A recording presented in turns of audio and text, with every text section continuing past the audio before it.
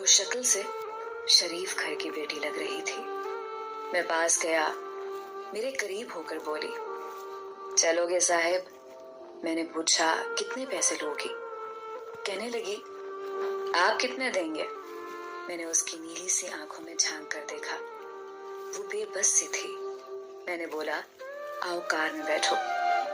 وہ ڈر رہی تھی، کہنے لگی، کتنے آدمی ہو؟ میں نے کہا، ڈرو نہیں، میں اکیلا ہی ہوں۔ وہ خاموش بیٹھی رہی، پھر کہنے لگی، آپ مجھے سگریٹ سے اذیت تو نہیں دو گے نا؟ میں مسکرایا، بالکل بھی نہیں۔ پھر اس نے ایک لمبی سی سانس بھری، آپ میرے ساتھ کوئی ظلم تو نہیں کرو گے نا؟ آپ چاہے مجھے 500 کم دے دینا، لیکن میرے ساتھ برا نہ کرنا پلیز۔ وہ بہت خوبصورت تھی، معصومیت اس کی باتوں سے ٹپک رہی تھی، پھر بھی خدا جانے وہ کیوں جسم بیچنے پہ مجبور تھی۔ وہ نہیں جانتی تھی میں کون ہوں۔ میں نے پوچھا، کھانا کھایا ہے؟ کہنے لگی، نہیں۔ میں نے ہوٹل کے سامنے کار روکی، ہوٹل والا مجھے جانتا تھا۔ اس نے جلدی سے کھانا پیک کیا، مجھے دیا۔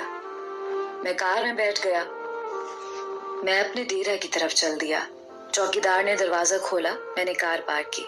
رات کے 11 بج رہے تھے، وہ مسلسل میری طرف دیکھے جا رہی تھی۔ میں نے کھانا پلیٹ میں ڈالا، اسے کہا، ہاتھ دھو لو۔ وہ کہنے لگی، میں نے نہیں کھانا۔ میں نے پیار سے کہا، ڈرو نہیں، کچھ نہیں ہوگا۔ وہ ہاتھ دھو کر آئی، میرے سامنے کرسی پہ بیٹھ گئی اور کھانا کھانے لگی۔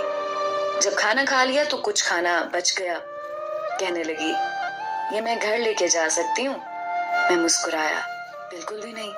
وہ چپ ہو گئی، برقع اتارنے لگی۔ میں نے کہا، رک جائیں، میرے پاس آ کر بیٹھ جائیں۔ وہ حیران تھی، میری آنکھوں میں دیکھ کر بولی، جلدی سے اپنا کام کریں، مجھے واپس چھوڑیں۔ میں نے کہا، نہیں پوچھوں گا، کیوں کرتی ہو ایسا؟ کیوں بیچتی ہو جسم؟ بس اتنا کہوں گا، چھوڑ سکتی ہو کیا یہ سب؟ وہ میرے چہرے کی طرف دیکھنے لگی، آپ پاگل لگ رہے ہیں مجھے۔ میں نے اس کی آنکھوں میں دیکھا، ہاں پاگل ہی ہوں میں، سب پاگل ہی سمجھتے ہیں مجھے۔ وہ کہنے لگی، اگر کچھ کرنا نہیں ہے تو مجھے واپس چھوڑ کر آؤ۔ میں نے اس کے سر پہ ہاتھ رکھا، پھر پرس سے 10,000 نکالے، اس کے ہاتھ پہ رکھے۔ وہ حیران تھی، کہنے لگی، میں نے نہیں لینے، آپ کیوں دے رہے ہیں یہ پیسے مجھے؟ میں نے اس کے چہرے پہ ایک تھکن محسوس کی تھی، وہ اپنے آنسو رو کے بیٹھی تھی، بار بار کہہ رہی تھی، مجھے واپس چھوڑ کر آؤ، مجھے ڈر لگ رہا ہے۔ میں نے اسے یقین دلایا، ڈرنے کی کوئی بات نہیں ہے۔ اچھا بتاؤ نا، بہت درد دیا زندگی نے؟ یہ سننا تھا۔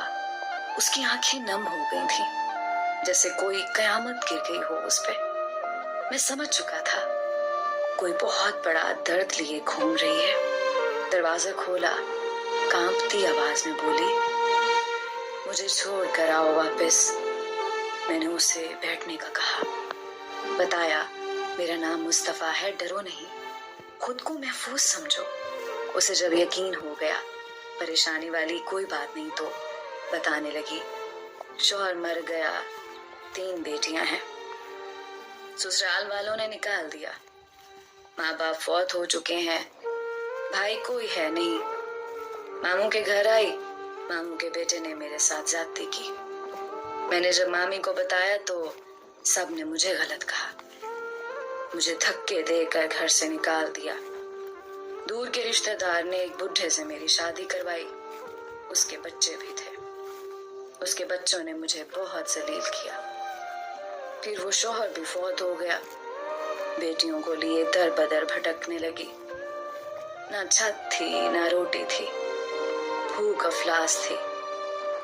سڑک پہ کھڑی تھی، ایک صاحب آئے، کہنے لگے، 1 گھنٹے کے 5,000 دوں گا۔ نہ چاہتے ہوئے ماں کی ممتا، حالات کی ستائی ہوئی کیا کرتی، آخر چل دی۔ اب ہر روز جسم بیچتی ہوں، کرائے کا گھر لیا ہے، بیٹیوں کو اکیلا چھوڑ کر آتی ہوں، کیا کروں؟ بہت بار سوچا خودکشی کر لوں، لیکن बेटियों को देखकर हिम्मत नहीं होती। वो रो रही थी। मैं जमाने की बेहिसी महसूस कर रहा था। उसके सर पर हाथ रखा, उसे कहा, तुम्हारा भाई है आज से। तुम अपनी बेटियों को लो और मेरे डेरा के ऊपर वाले एक रूम में रहो। वो यकीन नहीं कर पा रही थी। कार में बिठाया, उसके घर पहुंचाया। बेटियां सोई हुई थी, बहुत प्यारी थी। गोद में उठाया, दिल को सुकून मिला। वो मुसलसल रोई जा रही थी। मुझे कहने लगी, आप फरिश्ते हैं? आप कौन हैं? मैं उसे अपने ऑफिस ले आया। वो दुआएं देने लगी। झोली उठाकर ना जाने कितनी दुआएं देती रही। मैंने उसे कहा, जाकर सो जाएं। अपने डेरा में गया। मेरे सामने से वो चेहरा गुजरा जो एक लड़की अपने शौहर से झगड़ा कर रही थी। उसे कह रही थी, मुझे तलाक दो तुमको मेरी कदर ही नहीं है। वो अपना घर जला रही थी अपनी ही बेवकूफी की वजह से। वो बेचारी क्या जाने जमाने की तलखियां क्या होती हैं, जमाने का डसना क्या होता है।